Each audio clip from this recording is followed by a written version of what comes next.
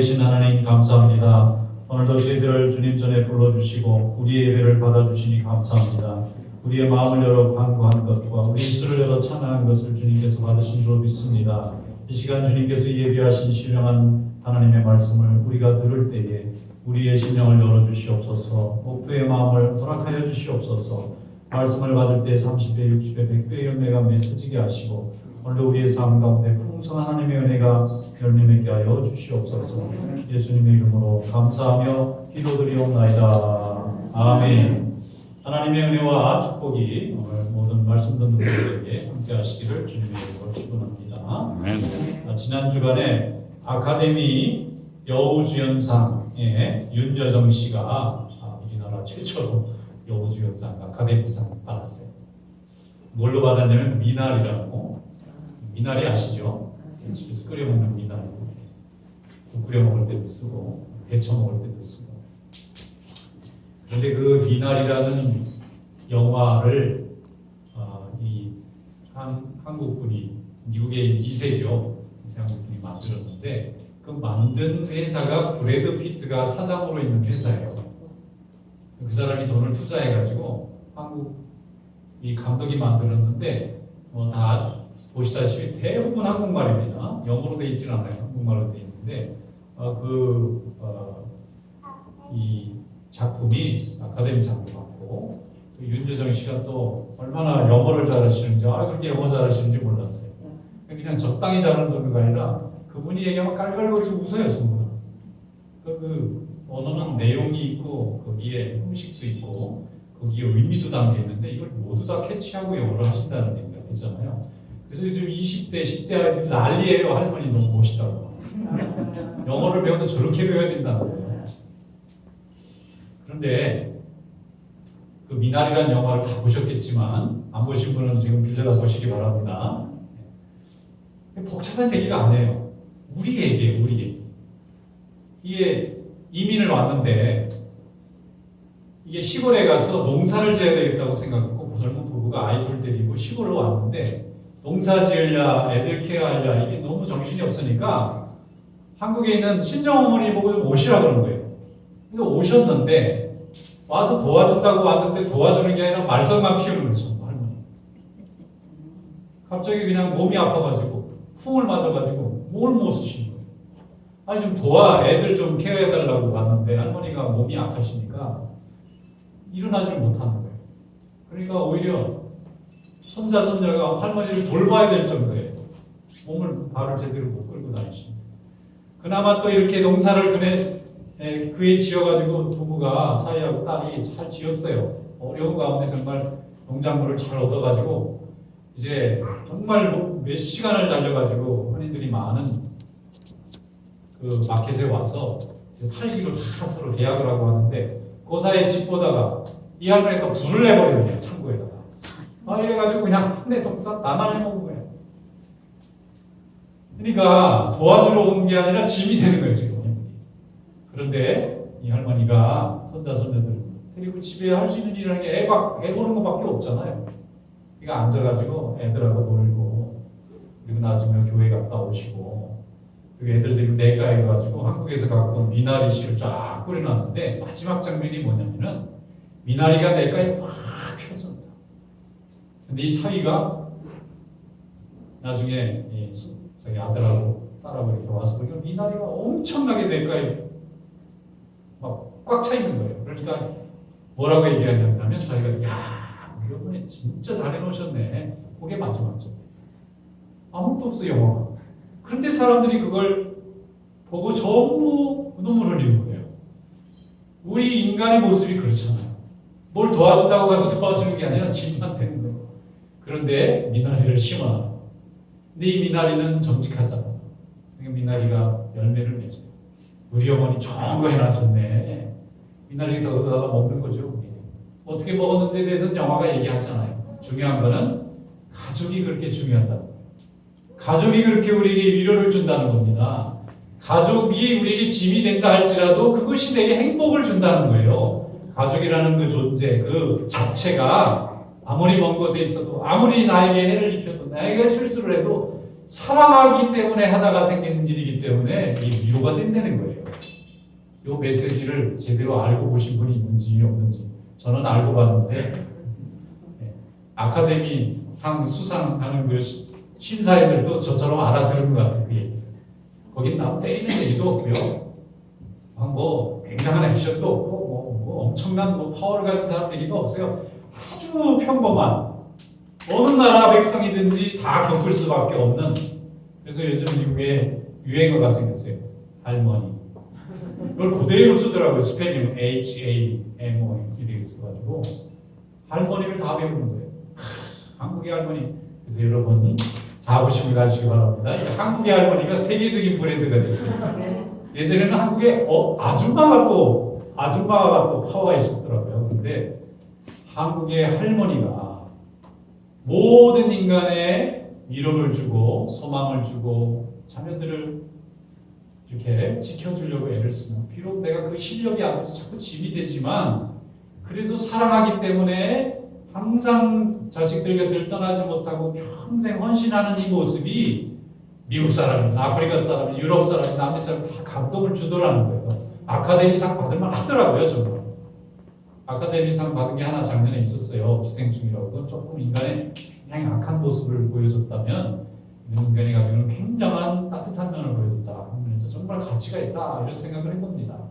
여러분, 이 세상에서 우리가 성공 실패의 기준을 무엇으로 잡으면 좋을까요? 출세하는 것도 굉장히 중요하고 많은 사람들을 유익하게 하는 굉장한 능력과 공헌을 하는 것도 중요하지만 하나님 앞에서 볼 때 우리는 이 땅에 우리에게 주신 이 가정, 자녀들, 부모, 형제들, 하나님 주신 생명의 축복을 감사하면서 이것을 정말 잘 이룰 수 있도록 수고하는 것, 이것이 최고의 성공인 줄로 믿습니다. 오늘 본문 말씀에 보면은 하나님께서 우리에게 자녀를 주셨는데 이 자녀와 함께 더불어 삶을 사는 것이 이게 하나님이 주신 얼마나 큰 축복인가 하는 것을 우리에게 잘 설명해 주고 있습니다. 오늘 본문 말씀 한번 열어보겠습니다. 시편 128편 1절부터 6절 말씀입니다. 다 같이 읽어보겠습니다. 여호와를 경외하며 그의 길을 걷는 자마다 복이 있구나. 내가 내 손이 수고한 대로 먹을 것이라. 내가 복되고 행복하리로다. 내 집 안방에 있는 내 아내는 결실한 포도나무 같으며 내 식탁에 둘러 앉은 자식들은 어린 감람나무 같으리로다.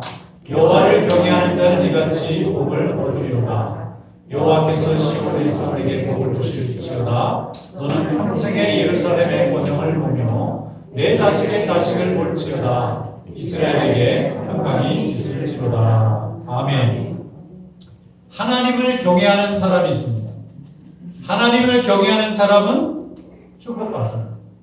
무슨 축복이냐 하면은 화목한 가정을 이루는 축복이네요.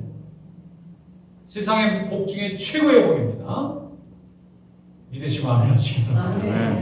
다 복을 받은 사람이니까 당연하지 이렇게 생각하는 이 굉장한 복입니다. 형통한 복이에요. 여호와를 경외하는 사람은 형통의 복을 받아요. 형통이 뭐죠? 동서남북에 막힌 곳이 없어요. 다 통한다는 말입니다. 형통. 오른쪽, 왼쪽, 앞뒤, 위아래로 다 가고 싶은 대로 길이 열려져요. 그런데 이게 길이 막히는 인생 굉장히 힘듭니다. 하나님이 함께 하시면 열려질 줄로 믿습니다. 그 다음에 수고한 대로 얻는 축복이 있어요. 세상에 제일 억울한 사람이 누굴까요? 열심히 일했는데 아무것도 안 줘요. 죽도록 일했는데 얻어가는 게 없어요. 이거는 정말 죽을 것 같은 고통이 있고, 그런데 주님이 말씀하셨어요. 수고하고 애쓴 만큼 받는 거예요. 뭐 갑자기 하늘에서 뭐 돈벼락이 떨어지거나 오다가다 엄청난 복권을 받는 게 이게 복이 아닙니다. 그건 복이 될 수도 있고 자칫하면 이게 벌이 될 수도 있어요. 그런데 내가 수고해서 얻은 거는 다 복이 됩니다. 이건 내가 정당하게 일한 거예요. 누구도 내 걸 가지고 시비 걸 사람이 없어요. 그런데 갑자기 생긴 거는 다 덤벼듭니다. 다 지 거라고 그래요. 그러다가 내 목숨을 잃어버릴 수도 있고 내 가정을 잃어버릴 수도 있는데 위험한 거예요. 그런데 내가 수고하고 땀 흘려서 얻은 거는 누구도 다 인정해 주는 내 거예요. 그래서 내가 누릴 수 있어요. 이거 가지고 내 마음대로 쓸 수 있어요. 내가 원하는 방향으로 사용할 수 있어요. 그래서 이것이 복되다는 것입니다. 그리고 부부와 자녀들이 화목한 축복을 받습니다. 이것이 하나님을 경외하는 사람이 받는 축복이에요. 거기에 하나님이 어디에서 축복을 받는지 설명했어요. Blessing from God at Zion 이렇게 돼 있는데 저 시온이라는 말이 뭐냐면은 이스라엘 백성들은 예루살렘이라는 이 성 이름을 시온이라고 부를 때가 있어요. 서울을 서울이라고 부를 때가 있지만 어떨 때는 수도라고 부르기도 하잖아요. 서울이라고 부를 때는 뭐 서울, 부산, 대구, 광주 같은 지명이지만 수도라고 말할 때는 모든 행정의 가장 중심지다 그런 뜻이잖아요. 언어 속에는 내용이 있고 의미가 담겨져 있거든요. 그런데 이스라엘 백성들이 예루살렘을 시온이라고 불러요. 예루살렘 성 그렇게 부를 때도 있고 시온성 이렇게 부를 때도 있어요. 그런데 예루살렘이라고 할 때는 지명이지만 시온성이라고 할 때는 예배 장소라는 뜻이 담겨져 있는 거예요. 예배 드리는 곳이라. 시온에서 받는 복을 하나님을 경외하는 자에게 주신다는 말인데 예배를 드릴 줄 아는 백성, 예배 드리는 백성이 예배의 자리를 반드시 지킴으로 인해서 받는 복이 시온에서 받는 복이에요. 그래서 이스라엘 백성들이 시온성을 향하여 예배 드리는 거예요. 시온에서 복을 받는다 그러면 예배를 드리는 자에게 예배 드리는 것을 통하여 하나님이 내려주시는 복이 있는 것입니다. 우리가 땀 흘려서 일터에서 일하는 이유가 뭡니까? 내 자식 잘 먹이고 입히고 가족들 평안하게 지키기 위해서 내가 일터가 필요한 겁니다. 열심히 일해서 돈은 많이 벌었는데 이 벌은 돈을 가지고 같이 먹을 가족이 하나도 없다 그러면 참 이거는 외로운 인생인 거예요. 벌기는 많이 벌었는데 이 버는 걸 가지고 나와 함께 즐겁게 밥 먹을 사람이 없어요. 같이 살 사람이 없어요. 그럼 이 뭔 재물이 도대체 내게 무슨 행복을 준다는 말입니까?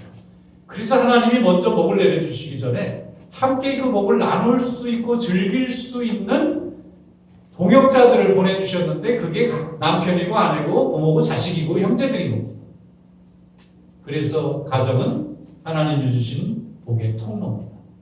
그래서 가정을 먼저 세우라는 거예요.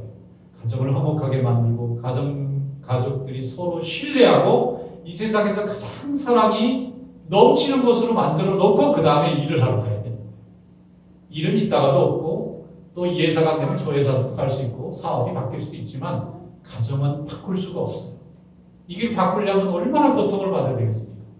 그러므로 하나님께서 주신 생명의 축복이 시온을 통하여 흘러 넘쳐서 가정에게 다 이게 이제 도착하는 겁니다. 그래서 가정에 있는 가족들이 항상 화목하고 감사하고 살아야 되는데 하나님을 아는 가족들의 특징은 뭐냐면 하나님을 두려워하기 때문에 거짓과 욕심을 멀리하려고 합니다.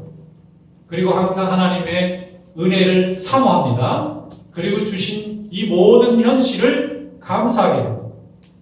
그러면 화목할 수밖에 없어요. 감사하겠다. 감사하고 은혜를 사모하는데 거기에 무슨 다툼이 있고 어떤 원망이 있고 어떤 분노가 있겠습니까?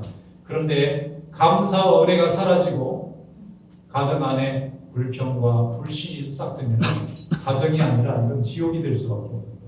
그래서 우리는 항상 하나님 앞에 주신 은혜에 감사하기 위해서 우리 가정을 바로 세우고 또 하나님이 우리 가족들을 건강하고 또 서로 신뢰하고 사랑할 수 있게 해주세요. 날마다 기도하고 주님 앞에 엎드리는 그런 믿음이 될 수 있기를 주님의 이름으로 축원합니다. 시편 127편 1절로 2절에 말씀하기를 여호와께서 집을 세우지 아니하시면 세우는 자의 수고가 헛되며 여호와께서 성을 지키지 아니하시면 파수꾼의 깨어있음이 헛되도다. 너희가 일찍 일어나고 늦게 누우며 수고의 떡을 먹으니 헛되도다. 그러므로 여호와께서 사랑하는 자에게 잠을 주시는도다. 여기서 집이라는 건 뭐냐면 가정이고요. 성이라는 것은 나라예요.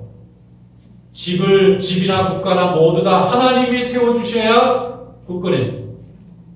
가정도 하나님이 세워주셔야 다툼이 없고 화목해지고 나라도 하나님이 세워주셔야 건강한 나라가 될 수 있습니다. 일찍 일어나고 늦게 눕는다는 것은요. 우리 좀 속된 말로 뼈 빠지기라는 거예요. 뼈 빠지기. 되게 한국말에 그런 표현이 있는지 어떻게 뼈가 빠지지? 뭐 허리가 아픈 건 얘기예요. 뼈가 빠져. 너무 힘들다는 얘기예요. 너무너무 어렵게 고생스럽게 일을 하는데 이것이 헛되면 얼마나 고통스러운 겁니까? 밤잠 못 자고 열심히 몸을 깎아 먹으면서 일했는데 이 수고가 다 헛돼요. 누구도 행복한 사람이 없어요. 이건 정말 비참한 인생이 아닐 수가 없습니다. 그런데 하나님이 함께 하시면 이 모든 것이 축복으로 바뀝니다. 그리고 하나님이 사랑하는 자에게 주시는 굉장한 선물이 있어요. 잠인 줄로 믿습니다. 오늘 잘 주무시고 오신 줄로 믿습니다. 잠 못 자는 밤, 불면의 밤을 하루 이틀 한 달, 두 달, 1년 지나면요, 사람이 다 병듭니다. 잠을 못 자는 이유 여러 가지 있지만요, 염려라고 하는 이 힘이 사람을 잠을 못 들게 합니다. 잠을 잔다는 것은 하나님에게 맡기기 때문에 하나님이 반드시 선한적으로 인도해 주실 것을 믿기에 내가 생각할 때 너무나 불안하고 두려운데도 오늘 잠을 잘 수 있다면 그건 기도하는 자가 받은 축복이라고 믿습니다. 하나님이 해결해 주셔야 되는 거지. 내가 해결해서 아무리 뛰어다니고 힘 있는 사람 아무리 쫓아다녀도 하나님이 열어주시지 않으면 열리지 않는 것이 인생인 줄로 믿습니다. 그래서 하나님은 항상 하나님의 자녀들을 돌보시고 우리가 하나님의 자녀된 것을 감사하면서 살아야 될 줄로 믿습니다. 다윗이 하나님을 의지할 때는 그는 쫓겨다니는 인생을 살았지만 항상 편안하게 썼어요. 그리고 가는 데마다 돕는 손길이 있었습니다. 그런데 나중에 다윗이 교만해져서 범죄하잖아요. 다윗이 쓴 시편 한번 보세요. 얼마나 두려워하는지 몰라요. 왕이면 뭐합니까? 오늘 밤 내가 두려워서 잠을 못 이룬다면 그건 평민만 못하고 거지만 못한 겁니다. 그래서 하나님께서 사랑하는 자에게 잠을 주시는 줄 믿습니다. 성공하는 인생은 성공하는 신앙이 밑받침되는 것입니다. 성공하는 하나님과의 관계에 성공하는 사람이 성공하는 인생도 성공하는 가정도 이루게 되는 거예요. 야곱과 에서가 쌍둥이로 서로 경쟁했잖아요. 그런데 하나님이 에서를 통해서 장자권을 이어가시지 않고 야곱을 통해서 이어갔어요. 하시다시피 에서의 관심은 세상에 있어요.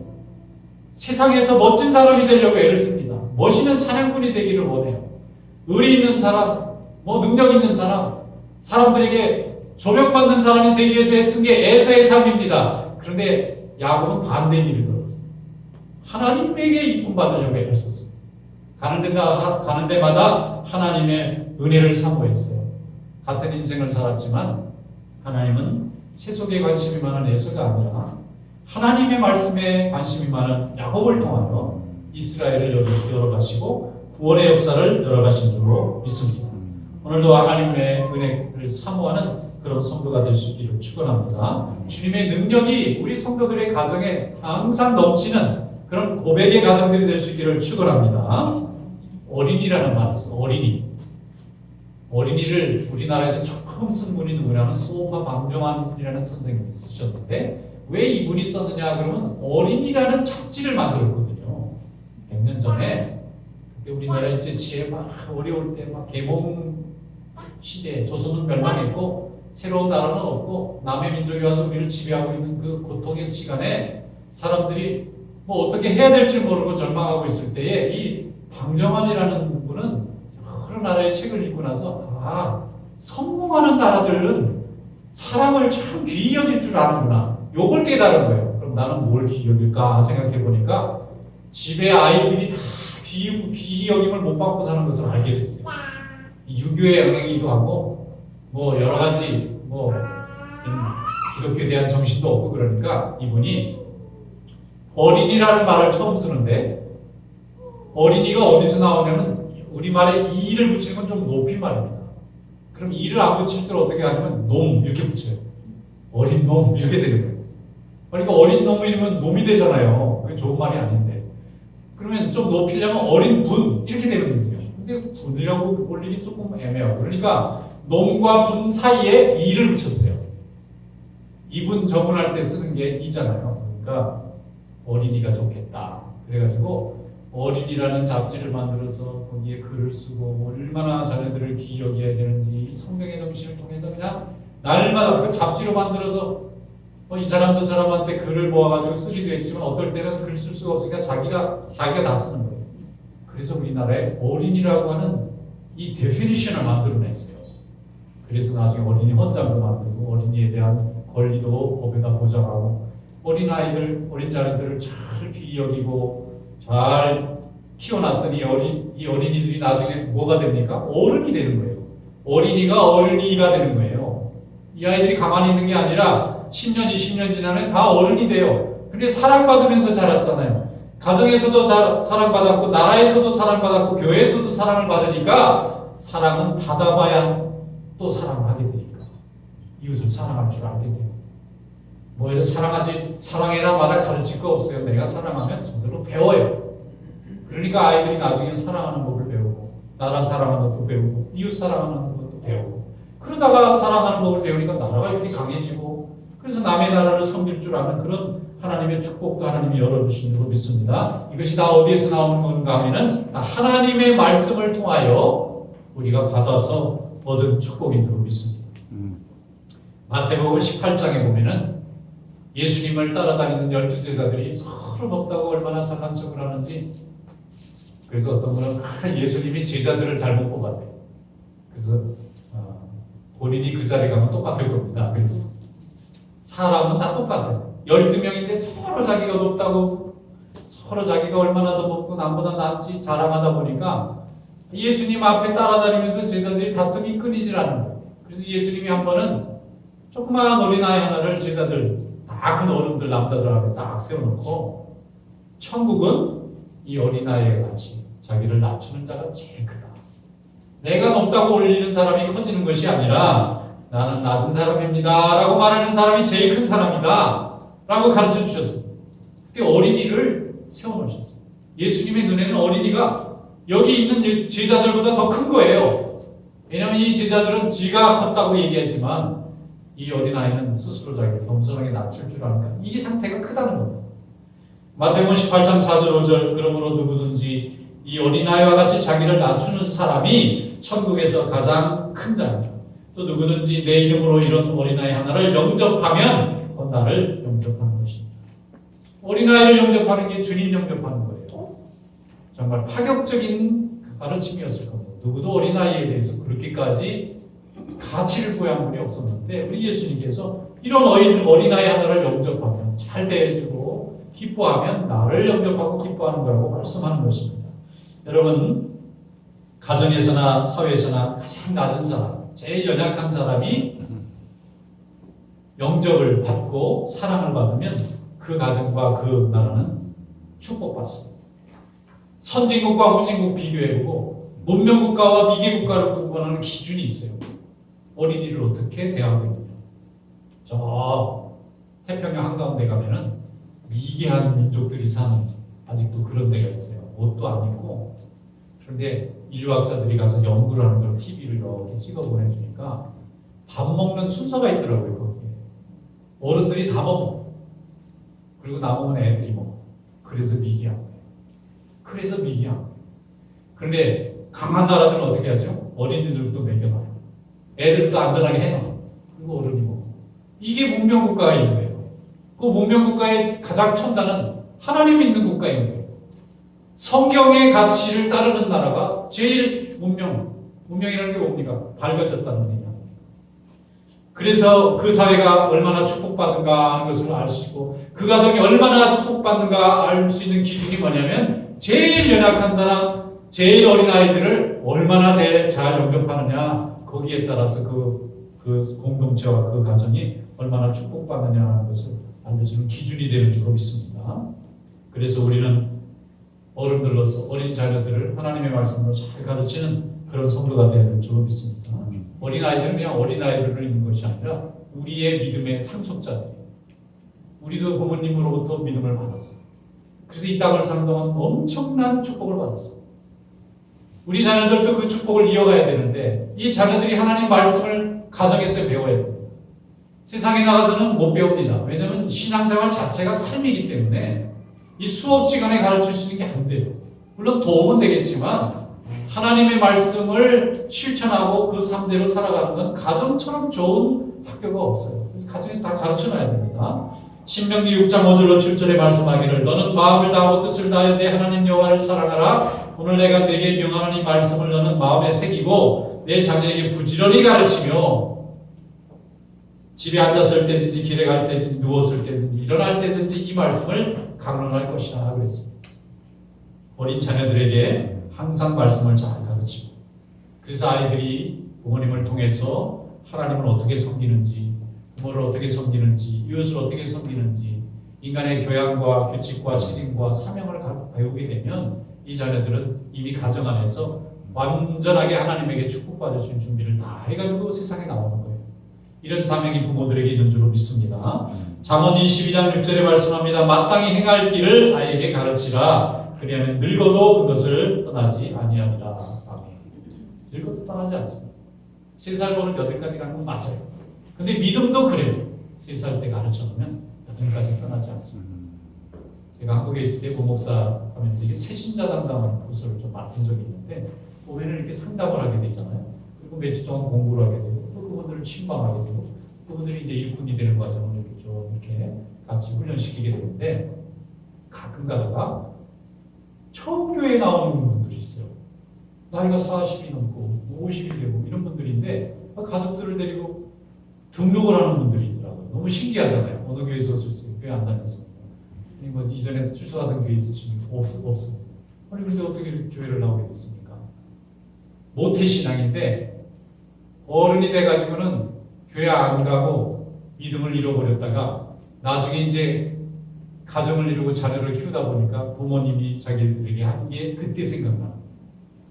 자식들을 낳고 길러보니까 이게 얼마나 중요한지를 그때 깨닫게 되고 회개하고 주님께 돌아오는 거예요. 부모님이 제발 좀 교회 나가라 그러면 안 해요, 못해요. 그래서 모태신앙이래. 또 그런 말이 못해 그러니까 모태신앙인데 어머니 뱃속에서부터 태어난 신앙이기 때문에 모태라 신앙이니까 그때 이미 어머니가 기도하고 교회에 예배드리면서 다 키워놨는데 그때 심어놓은 이 신앙의 씨앗이 없어지는 게 아니더라고요. 결국은 열매 맺더라고요. 그 사람들 보니까. 그래서 자녀들을 말씀으로 잘 가르치는 어른들, 부모님들 되시기 축원합니다. 하나님의 말씀은 버려지는 법이 없습니다. 심어놓으면 어디 가서든지 열매 맺기로 뿌리를 내고 오늘 이런 믿음의 축복이 함께 하시길 축원합니다. 에베소서 6장 4절에 말씀합니다. 아비들아 너희 자녀를 노엽게 하지 말고 오직 주의 교훈과 훈계로 양육하라. 주님의 말씀으로 양육할 사명이 부모님들에게 있음을 깨닫고 열심으로 자녀들과 손자 손녀들에게 잘 가르치시는 성도 되시기를 주님의 이름으로 축원합니다. 기도하겠습니다. 거룩하신 하나님 감사합니다. 오늘도 저희들에게 은혜를 내려주시고 하나님의 말씀을 통하여 우리에게 준 자녀들과 우리 자손들이 얼마나 귀하고 소중한지 깨닫게 해주셔서 감사합니다. 우리에게 주신 말씀의 능력을 통하여 우리 자녀들이 말씀을 잘 깨닫고 순종하여 하나님의 나라를 세워나가는 귀한 자녀들 될 수 있도록 인도하여 주시옵소서. 예수님의 이름으로 감사하며 기도드리옵나이다. 아멘.